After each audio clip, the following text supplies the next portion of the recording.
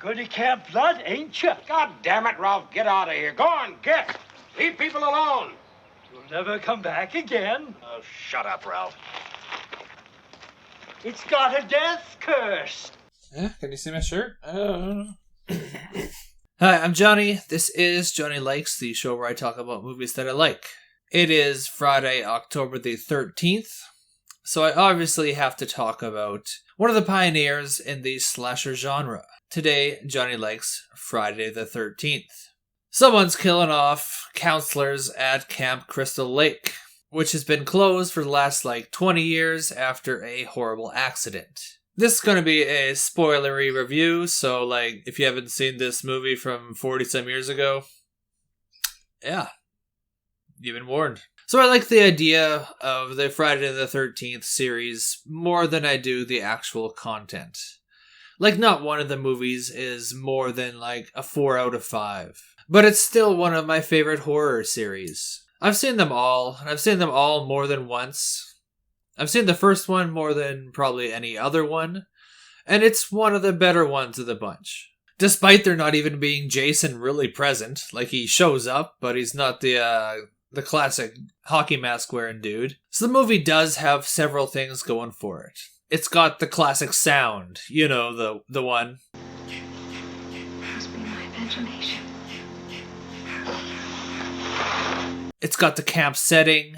It's got the horny young people who also smoke and drink and do drugs. It's got the killer's point of view camera angles. It's got the Henry Manfredini score, which to me sounds like a Psycho ripoff.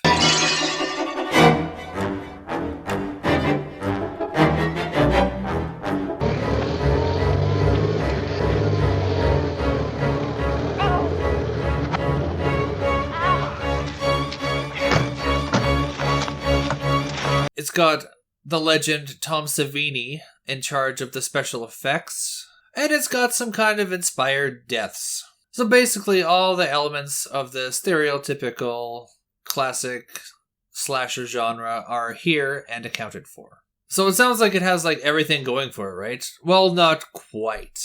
What it's missing is a major element, which would be actual tension and scares. It's not very tense, not very scary. By today's standards, for sure. By the 1980 standards, maybe. But I still think it was mostly just an excuse for teens to go and make out in the drive-in. Never was that scary. By all accounts, this was just supposed to be a quick cash grab movie that was following the coattails of Halloween from the previous year. It was never supposed to have a sequel, let alone 9 and a reboot. No one could have predicted that. The oddest thing about the whole franchise is that the iconic villain doesn't even appear until the third film. He's technically in the first one here. He pops up as the gross kid at the end. And in the second one, he is there, but he's wearing that weird elephant man type mask. It's not even until the third film that he's got the hockey mask. Can you imagine if A Nightmare on Elm Street didn't have Freddy Krueger? Or if Child's Play didn't have a killer doll in it? It's unique in that aspect. I remember this whole series just looked so tantalizing to me on the video store shelves. Something about those covers just drew my eye. And just the whole idea and kind of mythos of Jason just drew me in more than any other of the kind of iconic horror villains ever did. I love Freddy Krueger, the Nightmare on Elm Street movies. I love Hellraiser and Halloween, Michael Myers, of course. All the big franchises. I'm a fan, but this is the one for me. I don't think I actually saw this first one until I was a proper teenager, and my kind of horror movie cherry had been well popped by then. Sorry for the gross metaphor, but it's true. And one of the big things that I remember upon seeing this for the first time was that it absolutely did not live up to the hype. I remember thinking that this was the thing that spawned all of these sequels and became this huge juggernaut of a franchise. It just didn't make any sense to me then. And it still doesn't really make any sense. So yeah, a big fan. And I decided to rewatch it, even though it is familiar to me. And one thing that did pop out this time was that all of the counselors are capable and decent young people. That's about it. Like, sure, they drink, they smoke, and they mess around. But as soon as something really needs to be done, they actually just do it. And that was probably like my biggest takeaway from it. Take the strip game of Monopoly they're playing at some point, for example. As soon as it starts raining and one of the girls realizes that her cabin windows are most likely open, that's the end of the night. The fun is over.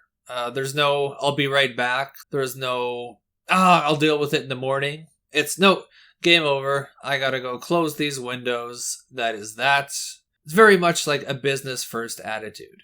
Oh, I think I left the windows in my cabin open. Well, we're going to have to finish this game some other night. Just when it was getting interesting. See you guys in the morning. See ya. Another smaller example is that when one of the girls goes to use the washroom and like wash her hands, and the tap doesn't work.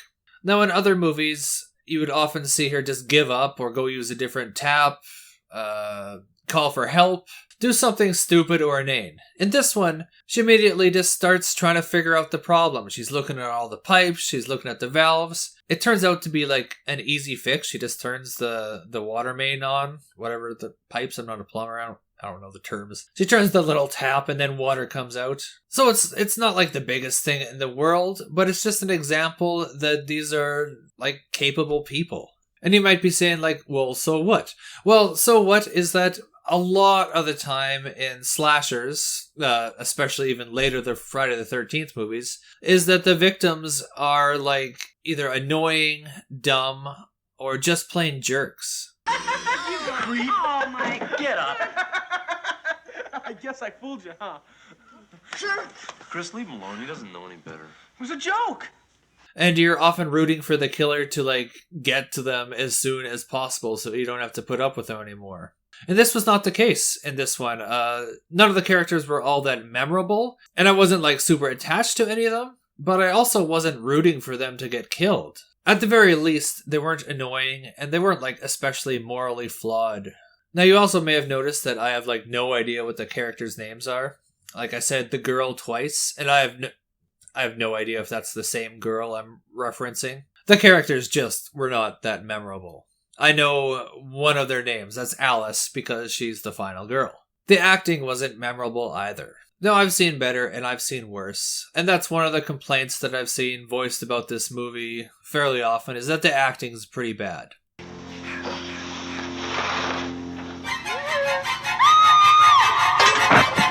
No, I kind of disagree. I think it's just kind of like middle-of-the-road B-movie acting.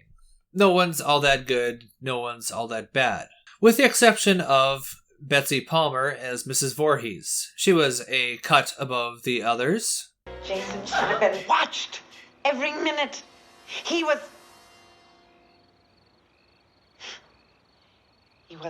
a very good swimmer. We can go now. As the crazed mother who is hell-bent on revenge against any and all young people because she blames them for her son's death some 20 years ago. But everyone else, pretty average standard. The effects in this were kind of a highlight. They were pretty good for the time, but you can see all the seams in them now. And that's mostly due to like high definition and remastering. Like grit and film grain work absolute wonders on films like this. And my favorite kill in the movie is Kevin Bacon's death, where his throat gets pierced by an arrow while he's laying on a cot.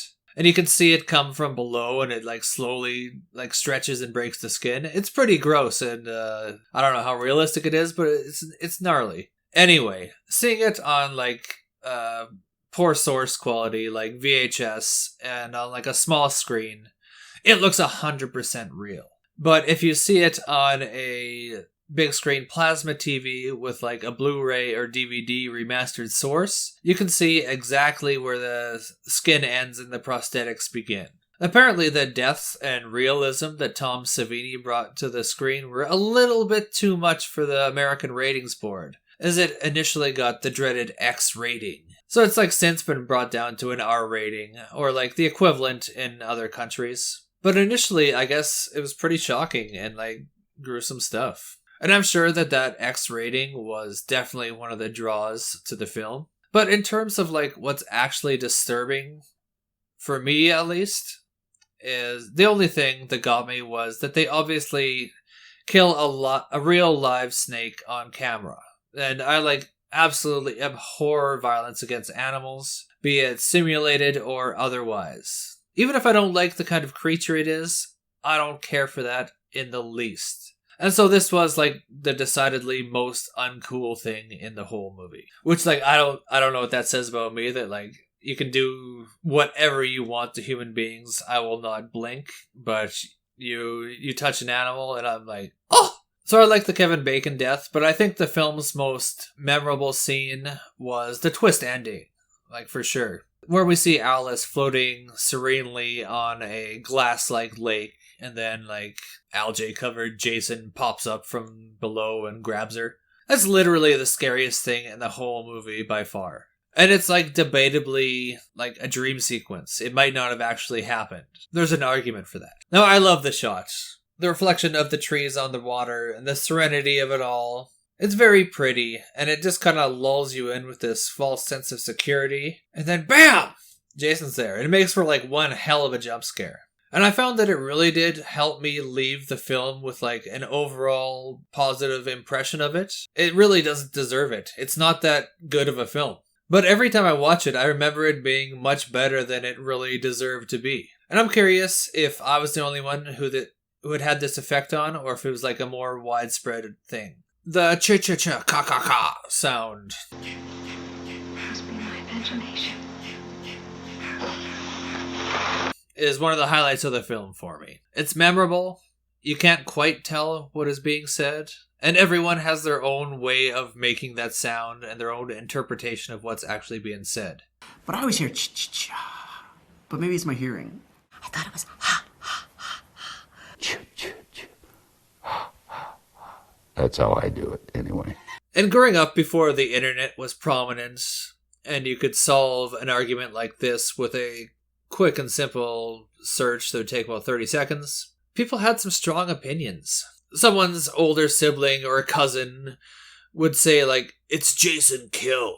And they would say it like they had some sort of insider info, and it was, like, absolute fact. I don't know where they got this confidence from, but I can't be the only one who this happened to. And I always felt like, how do you know, man? So to settle it, according to Manfredini, what's actually being said is kill, kill, kill, mommy, mommy, mommy.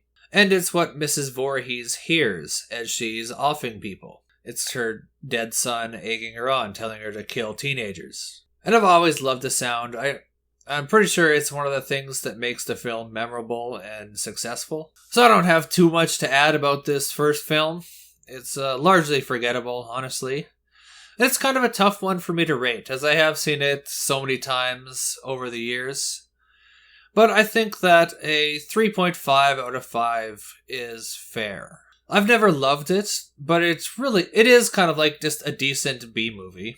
And if you view it like that, yeah, that's about right. And I do have respect for the special effects, and obviously the influence that it had on pop culture, and the legacy that it has spawned. But honestly, it's just a little bit disappointing. Here's some other campground-based slasher movies. You've got Sleepaway Camp. This one is a kind of cult classic with another twist ending that kind of pops up out of nowhere. Cheerleader Camp.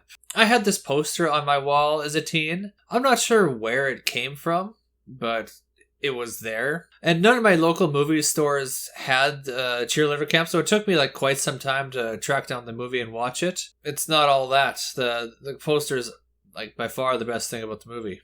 As I remember anyways. It's been a while since I watched it. One more. We got The Burning. It's got early appearances from Jason Alexander and Holly Hunter.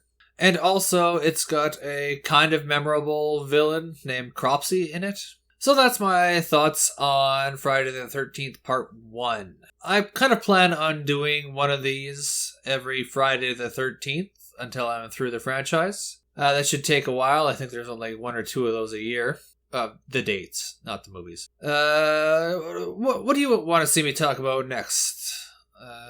Let me know in the comments, and if you could do me a favor and like and subscribe, that would be superb. After all, it is quick, free, and relatively painless. Thanks for watching me talk about movies for a little bit.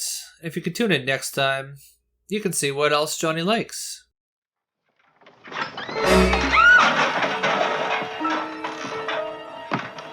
the messenger of God.